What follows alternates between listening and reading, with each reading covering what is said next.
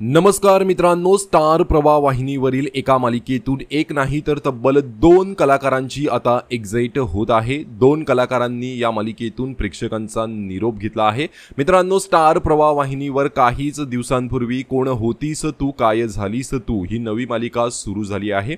मात्र आता या मालिकेच्या प्रेक्षकांसाठी एक मोठी बातमी समोर येत आहे, ती म्हणजे या नव्या मालिकेतून आता 2 कलाकारांनी एक्झिट घेतली आहे, म्हणजेच त्यांची भूमिका आता संपली आहे। नुकताच या मालिकेचा एक प्रोमो समोर आलाय, ज्यामध्ये आपण पाहू शकतो की उदय आणि कावेरी हे दोघेही त्यांच्या बाळाला घेऊन घरी जात असताना त्यांचा रस्त्यातच अपघात होतो आणि त्या दोघांचाही दरीत पडून मृत्यू होतो। तेव्हा उदयची पत्नी कावेरी ही मालिकेची नायिका असलेल्या कावेरीला म्हणते की तू माझ्या बाळाला त्याच्या कुटुंबापर्यंत सुरक्षित पोहोचव।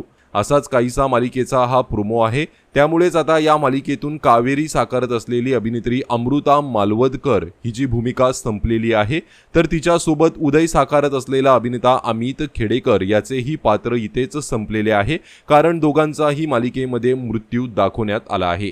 त्यामुळे अमृता आणि अमित या दोघांनीही आता या मालिकेतून निरोप घेतलेला आहे।